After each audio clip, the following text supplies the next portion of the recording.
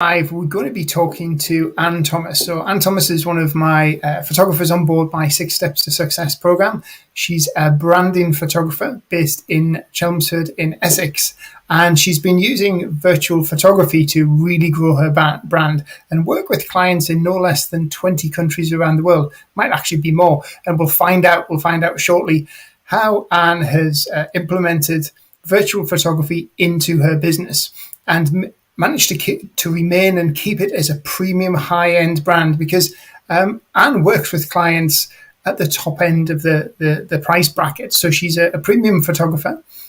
She's not offering this as a budget cheap service. She's offering it as a premium branding service for clients, business professionals, corporations around the world. So I thought it would be brilliant to bring Anne on board and do a live with Anne, so we can hear how Anne has implemented this into our business, how our clients have used it, how our clients have benefited from it, instead of me just talking about the marketing aspects of Shutter. As photographers, you can find out how another photographer is using it and implementing it into their business. So I'm going to bring Anne in, and we can find out a little bit more. So hi, Anne. Thanks for joining us today. How are you? Yeah, I'm good, thanks. Good to see you. You've just got back from sunny Scotland from a little holiday? Yes, so I took myself off for 4 days in Scotland. First time I've been there. First time I've been to Scotland. Weather was really good. In fairness, 3 out of 4 days, good weather. So I'm told that's pretty good going for Scotland. Yeah. That's probably it for the year. You've had the full sort of the full allowance of sunshine for Scotland for the entire 365 days. No, it was lovely though. It was really good. And obviously you're back and you're straight back into doing some virtual shoots this weekend as well, aren't you? Yes, so I'm just finishing off.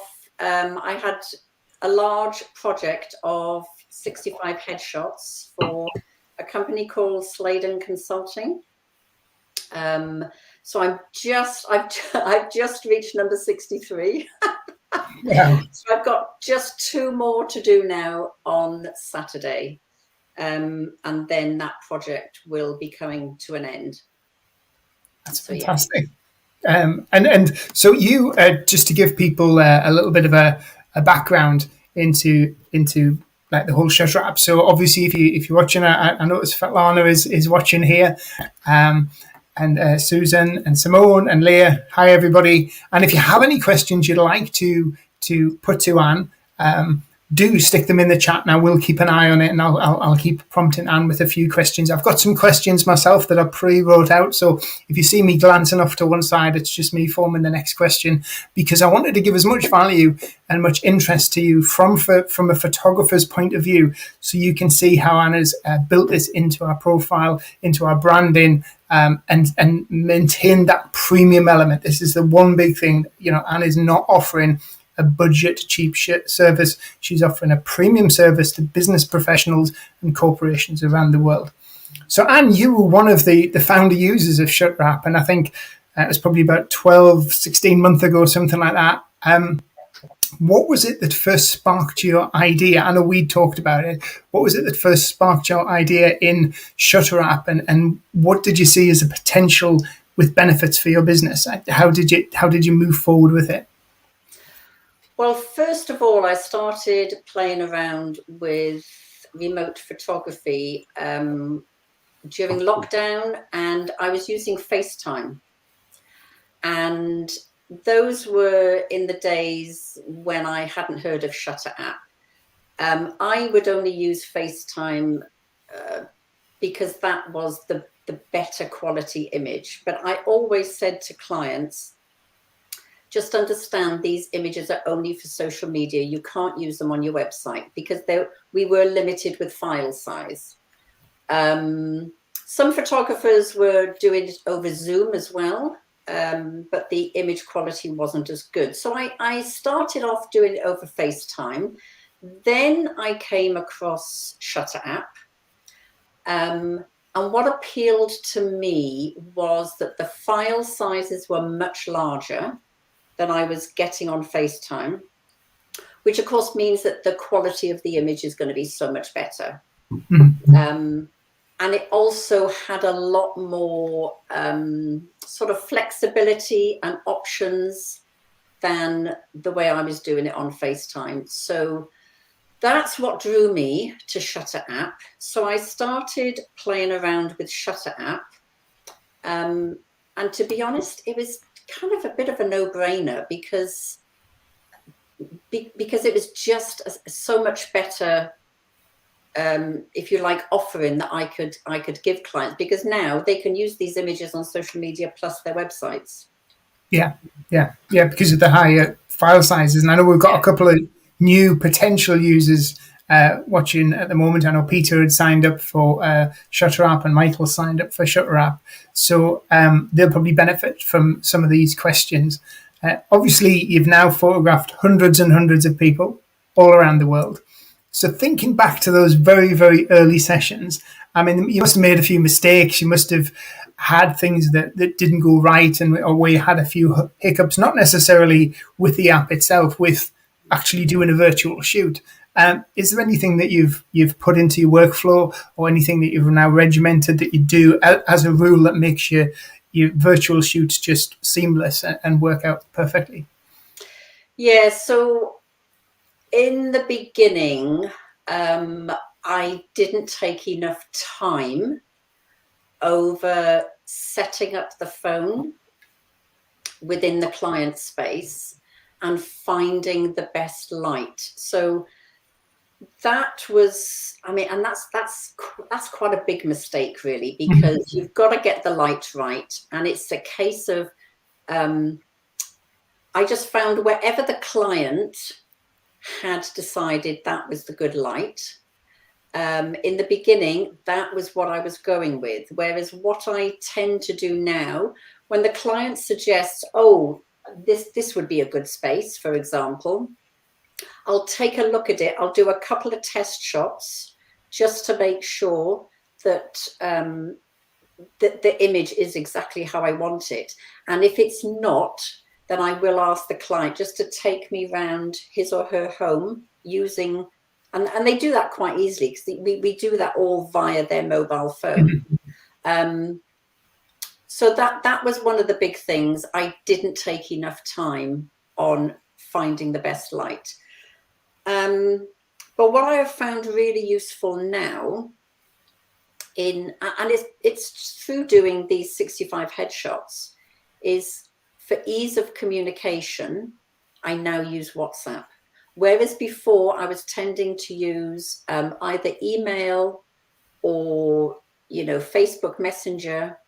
The problem with that is that you start to lose track as to, did that client email me or was it a Facebook message? And it's just keeping all the clients in one place. So I now use WhatsApp, and I find the beauty of that is it's instant. People will respond quicker to a WhatsApp message than they will to an email or to a LinkedIn message or a Facebook message.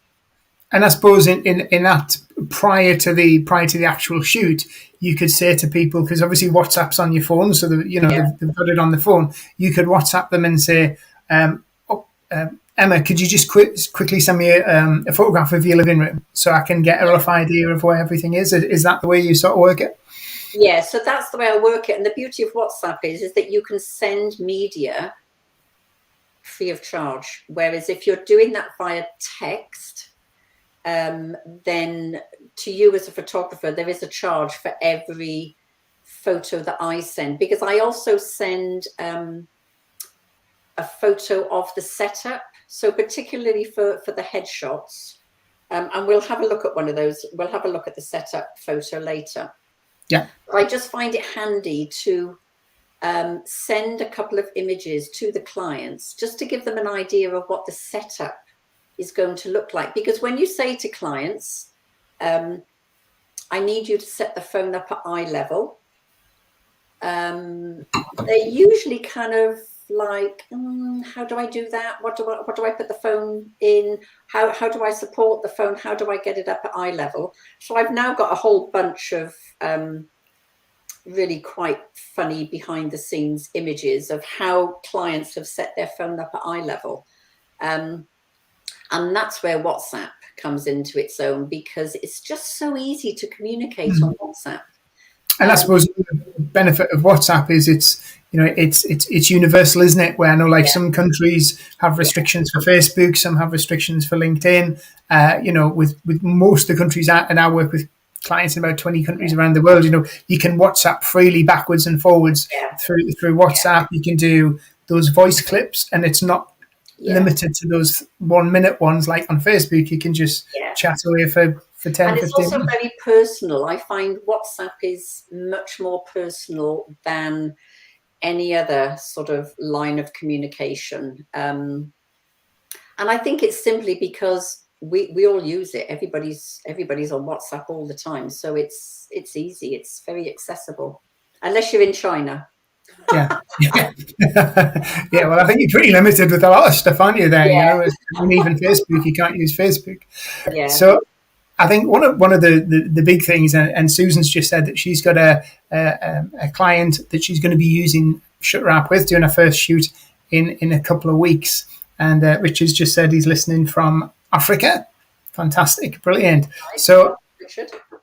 One thing that a lot of photographers will want to know, and I put this question in because I want you to, it's fair enough me saying this, or Svetlana from Shutter App saying this.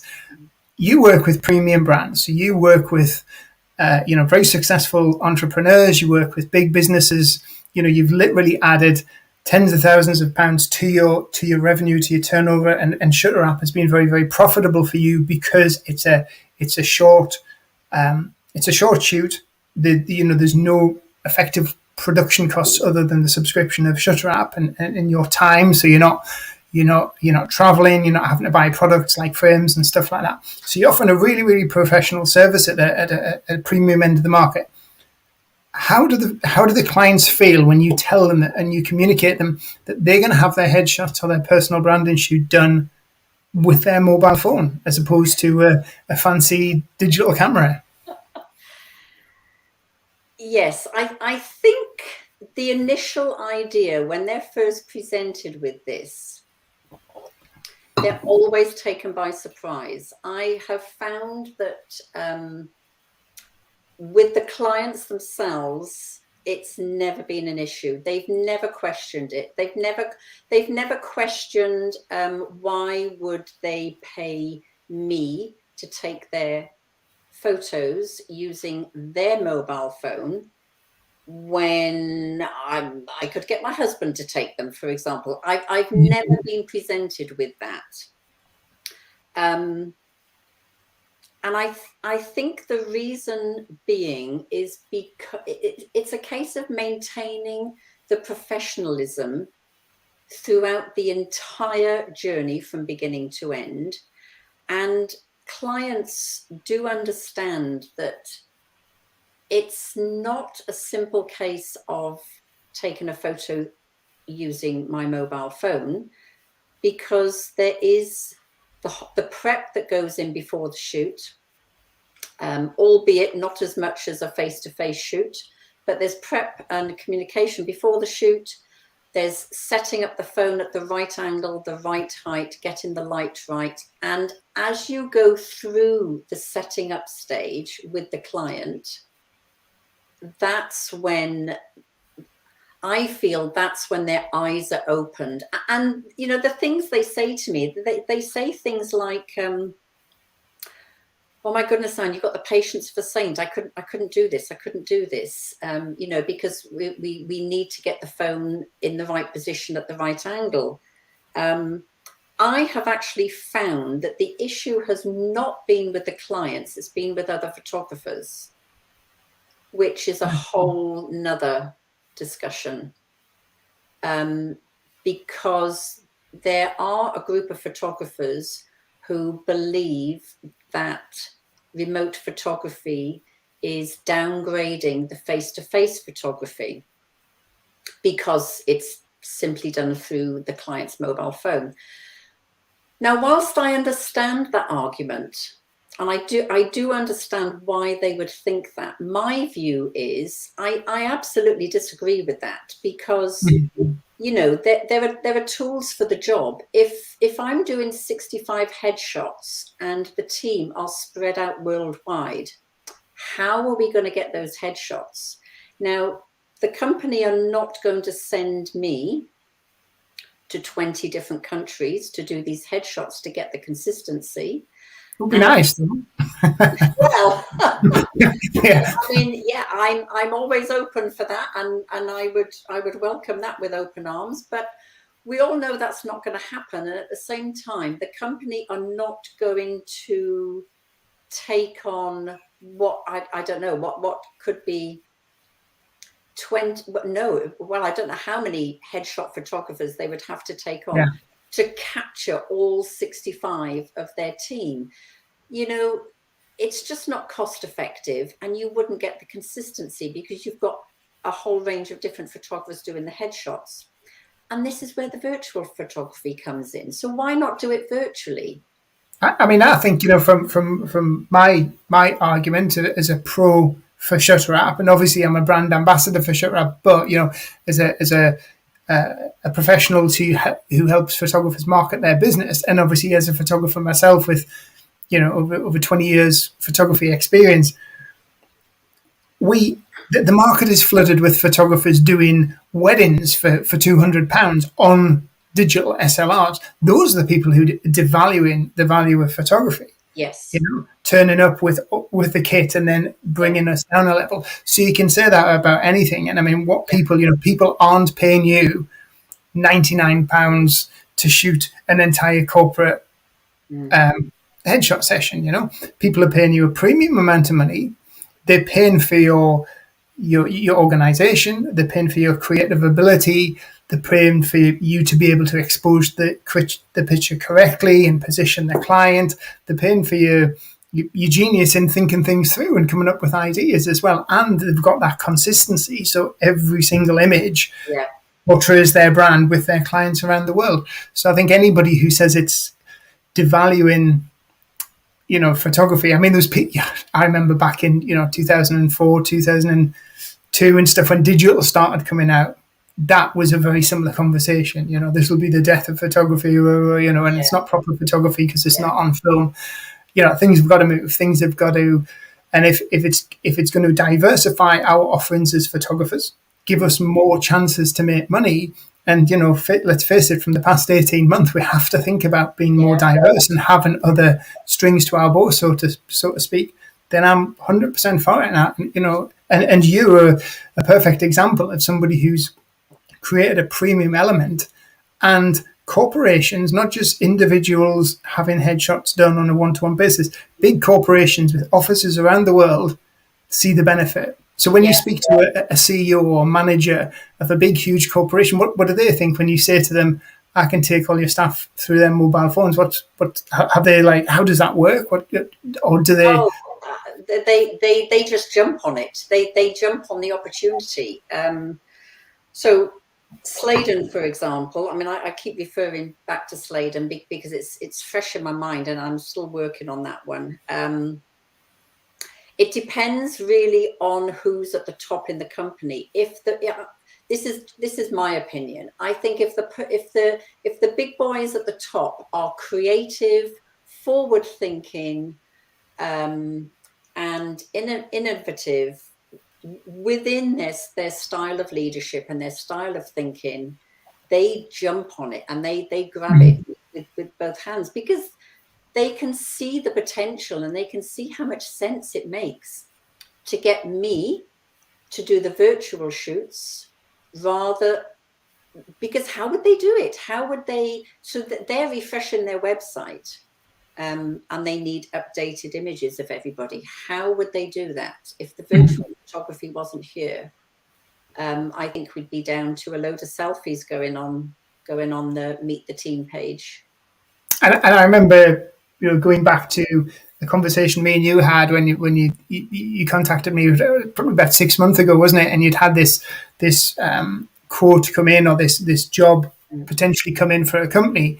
And when we looked at the company, exactly what you said, a creative company, they were fun, they needed headshots. And then between us, we had a bit brainstorming, didn't we? Come up with the idea, this is what we'll offer them. We'll offer them a package that includes their normal corporate headshot look, but then something a bit of fun, something that a bit individual, because, and this is an important thing, there's so many tech companies, there's so many fun, innovative companies who are like thought leaders who value that their employees are the forefront of the business. It's not the business makes the employees, it's the other way around. Companies like Google and YouTube and places like that are very much about the employees being a big part of the business, having fun. Even a lot of the UK companies, likes of B&Q and stuff, use real people. They don't use models in their ads. So we went back to them and we come up with this idea, and you pitched it and they loved it, didn't they? They just went straight for it like that, So when you're working with people asking about marketing and how do you get clients, this is something for you to think about. Market to those clients who like the idea of this, who are fun, who have exciting businesses, potentially technology businesses, creativity businesses, and sell the benefits. Don't sell the photography as in you're selling photographs taken on a mobile phone. You're selling everything that Anne's just said. The consistency, the ease of use. They don't have to take time off to travel to a photography studio. They can have the same images taken in 20 different countries around the world, and it still reflects their entire brand.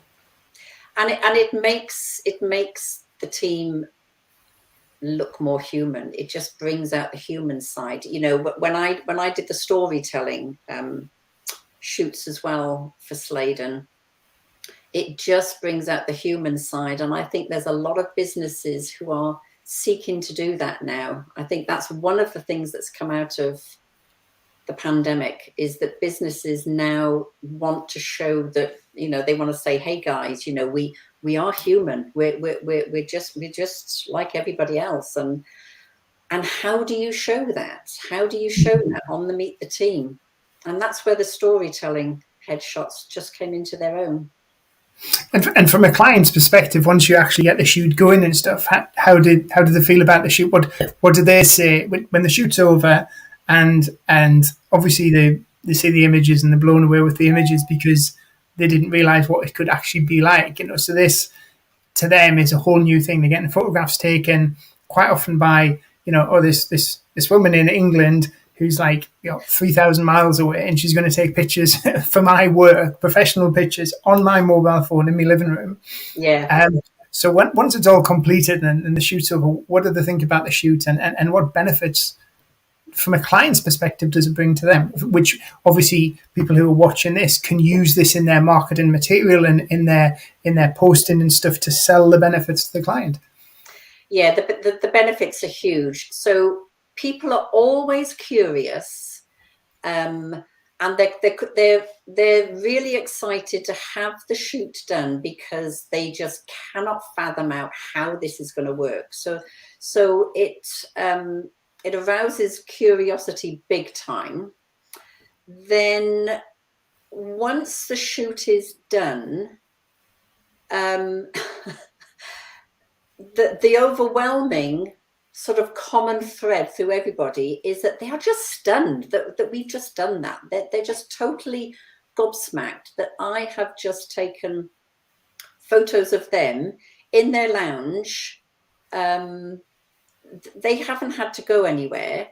When I do the sort of mini brand shoots, the plus side for those clients is that when we need a prop, and the prop is upstairs because they've forgotten to bring it down, they've just got to run upstairs and get it, and then they're back down again, Or sometimes we're doing the shoot and I'll spot something in the background. Let's say it's a plant, for example. So I might say, is that a plant I can see over there? And they go, yeah. I said, right, bring it in closer onto the table where you're sitting. And the other thing clients like is that they're in their own home, they're in their own space, and they've not had to travel anywhere. They can do a quick change of clothes. They can just run upstairs, do a quick change of clothes and come back down.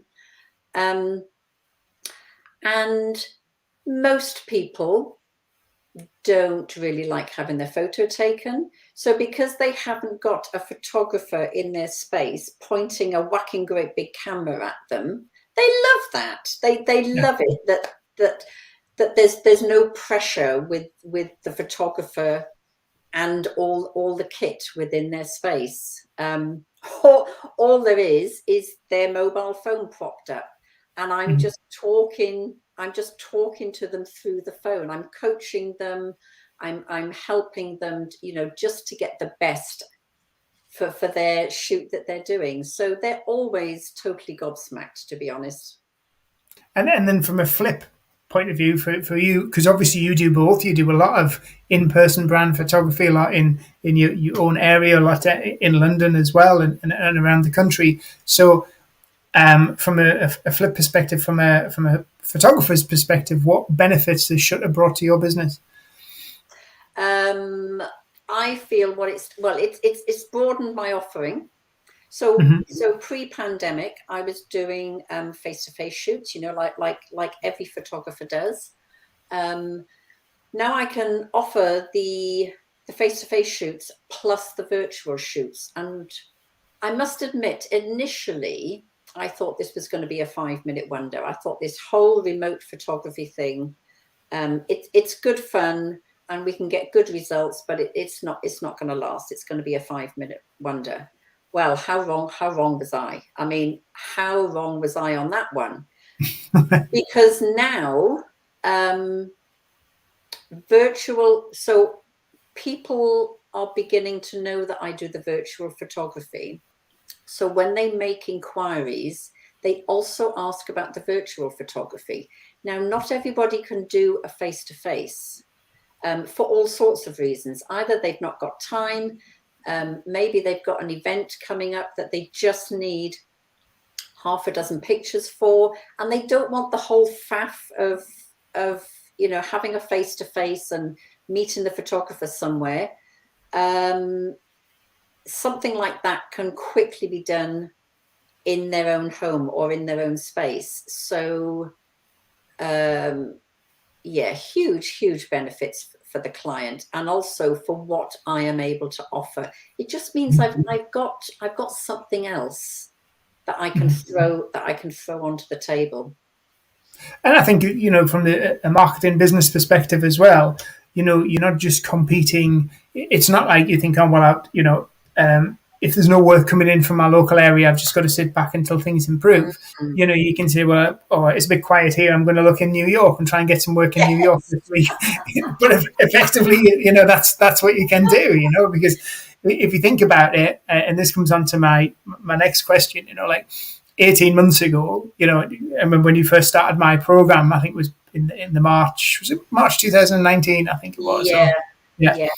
When we first started to working together, you were Anne Thomas, branding photographer, local branding photographer from Chelmsford in Essex. And now you are Anne Thomas, the international branding photographer, who, people are going on about how you're marketing this. Well, you don't effectively go on about come and buy your virtual shoots. What Anne does, and if anybody heads over to Anne's LinkedIn profile or checks Anne out online, annthomasphotography.co.uk, Anne posts and tells stories. She tells stories about what she does, how she does it. You don't actively try to sell it. You educate people about the benefits of it and how easy it is. You show very much like Frank Lenz, Frank from Yeah. Nigeria. Frank's always making posts talking about the benefits of Shutter app, and I know quite a few of Frank's friends from Nigeria as well are using it to work with clients in the UK and in the US. So what you do is you put it out there, and then you talk about the benefits. People read that on the likes of LinkedIn, and they're like, oh, I can see the benefit in that. That then makes a trigger. And then somebody sends you a message and say, right, I've just been reading your post here about what you did for such and such. I would like the same solution for my team of staff as well, isn't it? Yeah. So now, you've gone from, as I say, being a local photographer in Chelmsford, Essex, to being, I mean, would you believe this, 2 years ago, to be an international brand photographer? And, if you don't mind me saying this, you said this yourself, when you joined my program, you said, Jeff, I'm I'm not as experienced as some of the photographers in your group because you were quite new to it. You're an ex school teacher, come out doing this now full time as a business. So, but it's exploded, hasn't it? And Yeah. you've gone massive. Your brand's gone massive. And one of the biggest things is consistency. I can't knock Anne for our consistency because every single day, just like Frank Lenz, you show up on social media, you're doing your posts, you're socially selling, as Svetlana has said, you're educating people, and Yeah. that's the big thing. So, how many how many different countries do you think you've worked in altogether then? It's at least 20 countries now. I have to say the trickiest one was China, because there is no WhatsApp. There is no WhatsApp in China, so communication. We found other ways to communicate, but also you're not able to get Shutter app in China, so you have to use something called VPN. So there we are. That's something I learned. You got to have you got to get VPN, and that's kind of like going in through the back door. Yeah, that's how they work Facebook, isn't it? Yes. Mm-hmm. Yeah. So we got there in the end with China, and it's funny because I have found that in places where you imagine that there's going to be no problems at all, sometimes you are faced with one or two challenges. And the US is one of them. I mean, you'd think in the US, wouldn't you, that Wi-Fi is not going to be a problem. Yeah. But I've done a couple of shoots in the US where, so there's one shoot that comes to mind. We got the business headshots, and the Wi-Fi signal was so weak we couldn't get the storytelling one, and that's the one that I'm doing on Saturday. And then the other end of the scale is I had one client who was on holiday, literally halfway up a mountain in Switzerland. And when she messaged this to me on WhatsApp, I just thought, I remember you sending me the picture. Yeah. Yes. And I just thought, oh my goodness, we're never going to get signal halfway up a mountain in Switzerland. And especially because she was living in a clay home.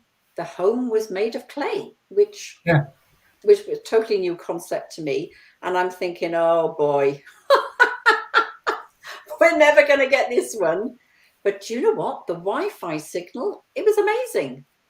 So strong. So you can never tell. You can never be sure on just things like how strong the Wi-Fi signal is going to be. So have you got any unusual? What sort of shoots you've done? Obviously, you've done the headshots, you've done the branding. Has there been any really unusual shoots you can tell us about? I've not got any unusual shoots, but I have found that whilst I've been on this journey of doing the headshots, there have been one or two surprises. So one surprise was I was photographing a girl in Russia. And again, we needed the business headshot and we needed the storytelling headshot. I tend to do the business one first. So we positioned her phone and everything was fine, that the light was great. And what my strategy for that is, I tend to say to people, okay, we're all set up now. I want you to look away from the camera. So they might look over here. And then I say, when you're ready, come back to the camera. Now, this is for the corporate headshot, with a smile that says, come work with me. Now, whenever I say that, it always raises a little bit of a giggle or a smile because they're kind of thinking, oh, God, right, I've got to do that come work with me smile. And this girl in Russia, I took sort of 3, 4, 5, 6 shots of her. And it was a very serious expression. And you know, when you're thinking, okay, we're not going to get a smile here. We're not going to get the smile that I thought we may get. And I'm thinking maybe it's a cultural thing, because you have to bear these kind of things in mind when you're doing the international ones as well. So I'm thinking, okay, maybe it's a cultural thing. Maybe it's this thing of, you know, this is corporate, and so it needs to be, you know, dead serious. Anyway, I did those, and then I said, right, okay, show me your props for your storytelling one. And she picked up this really heavy book, and it was an art book. It was Renaissance painting, and of course the title was all in Russian, which just got me so excited, because, you know, it's a different alphabet, and visually it just looks amazing. So she was very passionate about art, Renaissance art. So I said, brilliant, then go off and change and we'll do the storytelling one. So she slipped off her jacket, threw the jacket over there, and then she picked up the book, and I did the usual thing, you know, I was like, right, you know what to do now, you know, you're a pro now, let's just do it. And she's holding the book, and she looked away, and she came back to the camera with the biggest smile ever. Her eyes lit up. She just came alive. And you know, when you're thinking, oh my God, is this the same girl that I was photographing 2 minutes ago? So of course we did that a few times. So I got some really lovely shots of her. And I actually said to her, I feel like I'm photographing a different person from 5 minutes ago. What's happened? But she was so alive, and she said, I just love the Renaissance art. I love Italy. I love it. I said, right, put the book down, slip your jacket back on, and we're going to do those shots again. Slight language barrier here. She misunderstood me and thought that I wanted to do the art shots with the jacket on. She went to pick up the book, and I said, no, put the book down, but put it somewhere where you can see it. And then we did the business shots again, except this time I didn't say to her, just look away and then come back. I said to her, look at the book. So leave the book down there. And when you're ready, come back. Honestly, Jeff, the change was amazing. And I just find that fascinating, that when you do the storytelling element, people just come alive. And and I was so fascinated with the end result of this, that, you know, when you think, learn from this, Anne, just remember this, that how the storytelling element just brings people to life. And that's what it'll do on the websites as well, you see.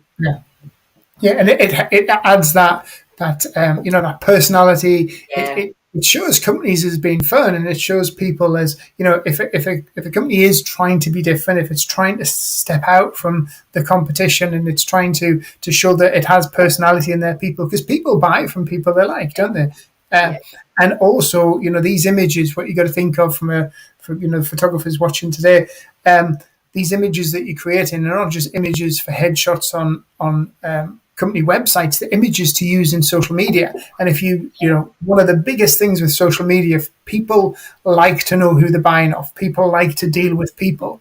So, you know, if you look at social media news feeds, and any corporations are putting pictures of their staff on, or their people on, but they're not like a serious pose, it's people having fun, the engagement on those images goes through the roof, because social media is a person-to-person feature, way of communication. So this is one of the benefits that you're selling out. You were kind enough to put a little PDF together, weren't you, to show some of the images. And this is one of the things that's really been a huge success for you, is creating these shots, these packages for companies, where it's your corporate headshot and then show your personality. Let your staff shine. Yeah.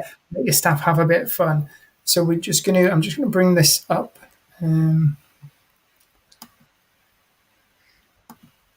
can you see that, Anne? Because I've Yeah, disappeared. I can see that. So if you want to tell a bit any of the stories we're going through, then I'll just scroll Okay, through. so you're looking at Richard, who is the founder, one of the founders of Sladen. So this is the project that's currently coming to an end. So there's Richard's usual standard corporate headshot on the right. Richard is a passionate sailor. And this is his bad weather gear when he's sailing around Scotland. And again, you see the prior knowledge I have, Richard says to me, I'm passionate about sailing, so I'll do something linked with sailing. Yeah. So what are you waiting for? Maybe he's got like a little model boat, or maybe yeah, because he goes away and gets changed and comes back, and they're like, he oh my goes God. away and gets changed. He's like trots off over here, gets changed, and he comes back, and I'm like, whoa, Richard, what are you wearing? He said, have you ever sailed around Scotland? I said, no. He said, this is what you need. That is fabulous. Absolutely fabulous. Oh my God.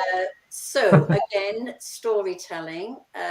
So the guy on the left is in Poland, and he's passionate about history. So he wore the traditional Polish dress. Now, what I wanted to say about this one, you see, there's a wall light behind him. When you're doing something like this, don't get hung up about whatever clutter is on the wall behind them, because as I'm sure the photographers know, you can get rid of that. So the backdrop doesn't have to be perfect. All the ones for Sladen were putting onto white backdrops anyway, so that wall light fitting, it was fine. It wasn't an issue.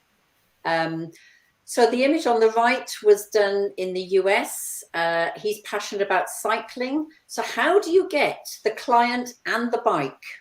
That's brilliant, because it's just you just got the fork and the wheel, but it's straight away. It's mountain biking. It tells a story. That's absolutely good. That was his. So again, the lady on the left, surfing, and you can see that the clients really get into this. I mean, wetsuit on, the lot. And her husband was holding up the board in the background. The lady on the right, crazy about Shakespeare. That was a lovely shoot as well. And had they requested you to do some in black and white and some in your finished images, some in black and white, some in... Yes, so the storytelling images are going to be in colour, and then the corporate ones are going to be in black and white. So the lady on the left here, she's passionate about baking bread, as you can see. So it's an amazing loaf as well, isn't it? Yeah. So we rigged that up in a kitchen. So that was a great little shoot. The guy on the right, what does he do? Climber. He's a mountain climber. Fantastic. I loved all the gear that he brought out. So the lady on the left is in Israel. She's passionate about painting. The guy on the right, now the reason I chose this one, I asked him to pin up a sheet behind him because his backdrop was really very, very busy. Yeah. So he just pinned up a sheet, as you can see. So, don't get hung up about what backdrop your clients are going to be presenting you with. Yeah, because I've seen the end result of this one, and it's just, you just cut it out, don't you? And it looks cool, But you just put that in so people can see what you mean. That's brilliant. Yeah, so... I love the way she's got a bit of paint on her face. Yeah. So here's another one. This is Ken on the left. So bearing in mind that I've not met any of these people before, and it was Ken's photo shoot, he is the most delightful client you could ever wish for. We laughed and laughed and laughed. And I'm talking laughing, you know, that belly laugh. And Yeah, you know when you get a fit of the giggles and you really are trying to suppress it, but it just keeps coming. It was one of those shoots. So that was wonderful. Um, the guy on the right, Simona, he's Italian. He's a coach, but he's also an actor. So we had great fun with his shoot. I wanted to show you this one as well because this guy is in Japan and he had a sheet behind him as well. And then I wanted to show you the one on the right, just to say, look, don't fret about whatever yeah. backdrop they present you with because it can be sorted. So he was a fellow photographer. What was his? Had he used virtual photography before himself? No. So No. he was fascinated. He was totally. We did the business shot, and again, he was somebody who just came alive when he picked up his camera. He went off, put his black t-shirt on, and he checked with me about the beret. Is it? Can I wear this? Is this okay? I said, yeah, wear it. Put it on. And he picked up his camera, and he just came alive. It was That's lovely. brilliant. And then Sue on the left. You know what's Sue's passion? She's just a wannabe rock and roll star, I think. So we had great fun with that. And then this is Julie on the right. Richard's wife loves skiing, so that was another great one to do as well. So this was done in I think it was the Cayman Islands. Wow. And you can see the sort of the corporate and then the storytelling, you know, that they are so different. Yeah, totally.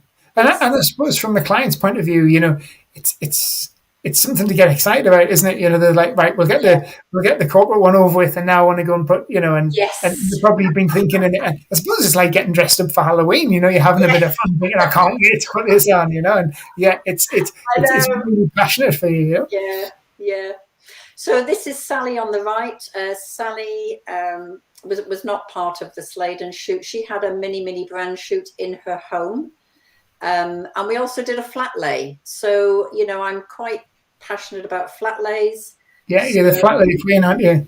Yeah, that's what you've dubbed me now. So I have to live up to that. So we did a flat lay, and that was just done on Sally's dining room table, which happened to be this lovely white colour. And I just told her where to position everything. And Sally simply held the phone very still above. And that's brilliant. That's amazing. That's absolutely amazing, isn't it? Yeah. I mean, you know, she had a steady hand, so that was good. So this is Suzanne. She's a coach as well. This was done. This is the colour of her office wall, which was great because it's her brand colours. So we did some fun shots with Suzanne. And then, so this is the last one now. So we've got Emma on the left. This was done in her home, and she had a mini branding shoot. And part of the pre-planning for Emma, she wanted a feel of elegance, grace, sophistication. And that image on the left is just one of my favorites. It's so simple, but It's fantastic, isn't it? It does all of that. And then look at the image on the right. There you are. That's how technical it gets for the client. You just get the office bin, pile the books on top, and the trainer. And I use trainers to support the phone rather than tripods. So when people say, how tall are you? So I'm just about War and Peace height. Well, no, I'm about Marketing for Dummies height. Yeah. Yeah. That's absolutely fantastic. I'll just stop the screen share there. got some good feedback there from people. Thank you very much for that, Anne. That's absolutely amazing. So if anybody does have any questions, please do pop them in the chat. So finally, what would you say to any photographer thinking about adding virtual shoots to their offering? Yeah. Okay, my advice is play around with it, and play around with it in different scenarios. So you might have a go at doing headshots against a plain wall. You might have a go at doing more creative shoots where you're in the client's home, but don't just do one and think, oh, that went really well, so I think I'm going to offer this now, because every shoot is different. Oh my goodness, every single shoot is different. And you have to remember that you, to a certain extent, are in your client's hands as far as the available light and the available space.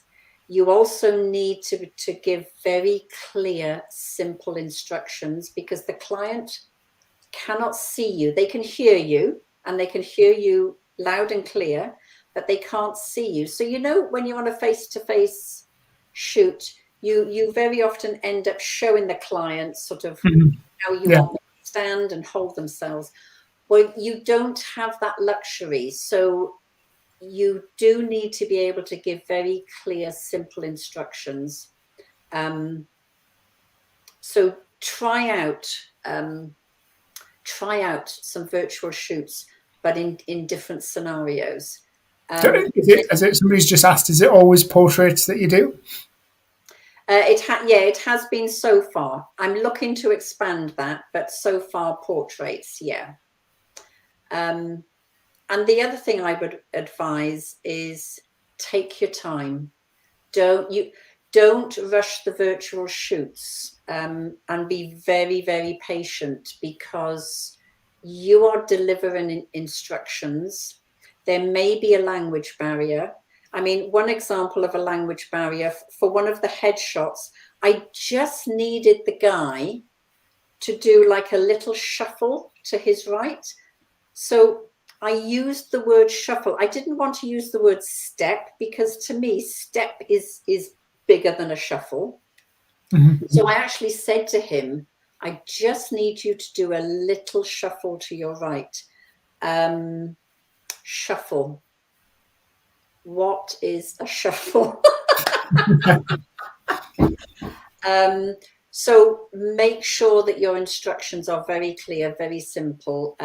Take your time, be patient, and remember that if it's not going how you expected it to go, remember the client can hear you. So whilst you're in your office, you can't be saying, oh my God, I can't believe they've just done that. They will hear you. So take your time and just try lots and lots of different virtual shoots to find out you. Couple of other questions. I think that was my fault. I'd read one of the comments wrong. So when I said do you shoot portrait, do you just shoot in portrait mode, or do you do in landscape mode as well? So do you change the orientation of the phone? I tend to shoot in portrait mode. I have shot in landscape as well. It depends really on what I'm photographing, but I tend to shoot in portrait mode. Brilliant. And Amber has just said, move to YouTube, please. This is actually live streaming on YouTube as well, Amber. So my YouTube channel is just /The Photographer's Mentor. And obviously you can rewatch this. So if you have just joined, you can rewatch this under my hashtag, which is hashtag creating successful photographers. So you just go back to this at the end, and it will be available to rewatch from the very beginning on LinkedIn. And I think Anne-Marie had asked, with regards to editing, what do you do with regards to editing? Do you outsource this, or do you do this yourself? No, I do it myself. And I try to get everything right in camera, so the editing is minimal. But that doesn't always happen. But I do the editing myself. And normally for, when you're doing these shoots, when you're doing the headshot and the branding sort of shoot, how many images would you say you take in a session? And roughly, obviously, it depends if somebody's got to go and get a wetsuit on and bring in their their surfboards. It's going to take a little bit more time than somebody who's just putting a beret on and picking the camera up. Yeah. So, how long do your shoots normally take? Because these big ones, you've had to be quite good in managing your workflow and your time management, haven't you? Yeah, so if it's a regular corporate business headshot, I allow 15 minutes. That's all we need. Because in my WhatsApp communication, I've already sent them a photo of what the setup looks like, and I've told them to have the phone at eye level ready. Because when we connect online, I don't want to really be spending time, because all I'm doing is watching them pile the books up on the table, and then they go out and get a trainer and put a trainer on top. So, all of that can be done beforehand. So 15 minutes for a regular corporate headshot, and then 30 minutes for the corporate plus the storytelling. And to be honest, it doesn't run to 30 minutes, because once the phone is set up, all they've got to do is run off and get the wetsuit on. Great. Come back. So how many images do you normally do altogether? Depends on the Wi-Fi. It depends on how strong the Wi-Fi signal is, but probably between 20 and 30 max. So by the time you've culled them down, your editing is minimal, isn't it? Oh yeah. Editing is minimal, because in the gallery that I give to the company, I'm not putting in 30 images. I'm only putting in probably 2 corporate and 2 storytelling, and that's it. That's all I need. Yeah. That's brilliant. And then they can choose. And then Suzanne has asked about the difference between the paid and the free version of Shutter. Well, Suzanne, Svetlana is in the chat, who's the CEO of Shutter. She does have an early adopters code, and if you twist her arm, she might actually give you that code in the chat. I don't know if we've still got any of those left, but we've got a bit of a discount as an early adopters code. And with the paid version, you can shoot RAW.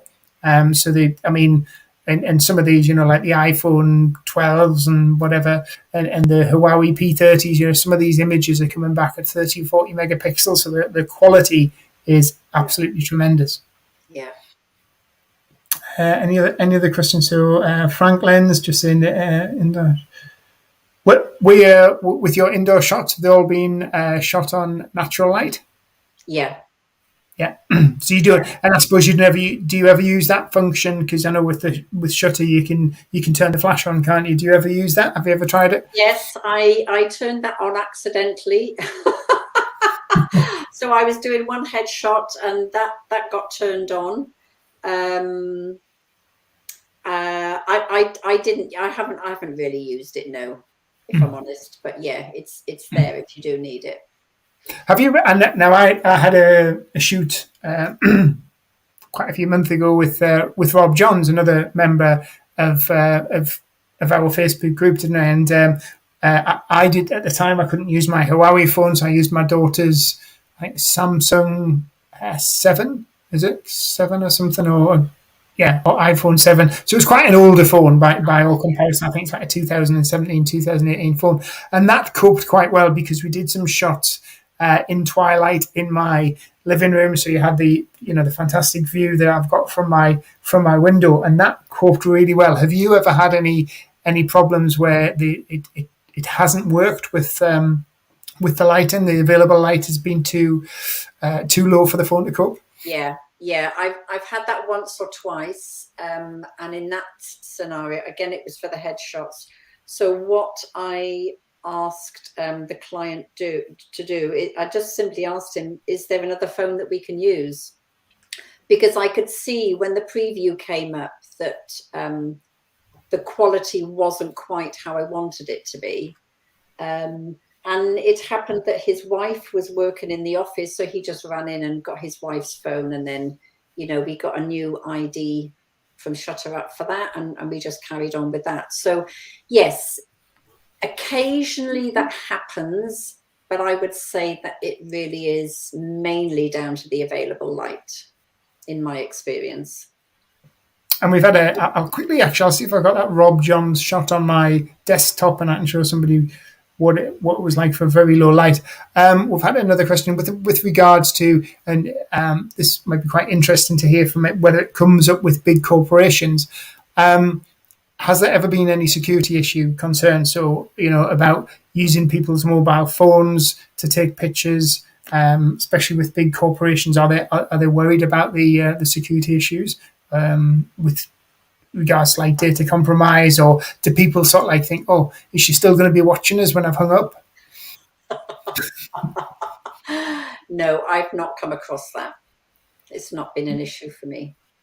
So nobody's really bothered about that. So I'm just going to quickly see if I can show you just to demonstrate. Share screen. And you can tell me if virtual shoot. Can you see my screen okay, Anne? Yeah. So this one was taken by Rob Johns, and that's the view from my living room. It was probably about 7 o'clock at night in the late summer. So this was a fairly old mobile phone, probably going back 2017 model, and the phone coped very well with the lighting. There was no light on in the room. That was just the available natural light coming in from the window. Yeah, I like that. So, what's the plans for going forward for the rest of the year with regards to virtual shoots? So this project is coming to an end now. I will continue talking about virtual shoots because I think the message still needs to get out there. Because although I've been talking about them for a while, when I talk to potential clients about them, they're still a little bit unsure as to what they are and how it all works. So I'm just going to continue talking about the virtual shoots. I've got enough images now. I could share probably one every day for a year. I won't, but I'll continue pushing the virtual shoots because I'd like to grow that for next year.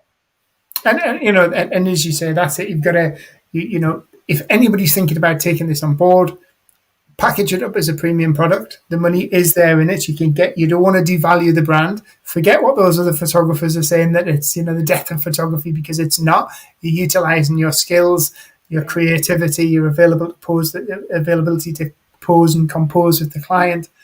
Start educating your followers online. Start educating the people on LinkedIn of the benefits to them. So you're not trying to sell images taken by a mobile phone. Yeah. You're trying to sell the ability to create, amazing corporate, creative, beautifully composed images anywhere in the world to carry out that brand consistency. And you're also doing it in a very short space of time. These shoots can be in 15, 20 minutes. Yeah. The client could even have the images the next day or the same day, depending on how much you got. So think about the benefits to the client, sell the benefits to the client, forget the fact that it's taken on a mobile phone. That's not what you're selling. You're selling what the client's getting. And as Anne has stated, big corporate companies love it, love the idea of it, love the benefits it brings to them. They're not bothered how it's taken. In fact, the fact it's taken on a mobile phone in the person's home is a real benefit to them, and that's why they booked Anne in the first place. Yeah. Yeah. Brilliant, Anne. Absolutely fantastic. Well, hopefully that's cleared up a lot of things for people and they found it really valuable instead of me just waffling on like I normally do. It's good to hear from a photographer's point of view who's actually actively out there using it and is probably one of the most active users of Shutter app and built a highly successful brand by getting herself out there, educating her clients and selling the benefits of it. Yeah. Yeah. It can be done. Brilliant. Well, thanks very much, Anne, for taking the time. And thanks, everybody, for tuning in. If you do have any other questions, pop them in the chat. Anne can always jump over, and I recommend you check out Anne's LinkedIn profile. Just check out Anne Thomas here on LinkedIn and connect with her as well. But thanks again, guys. And thank you, Anne. You're welcome. Thank you, Jeff. Bye now. See you now.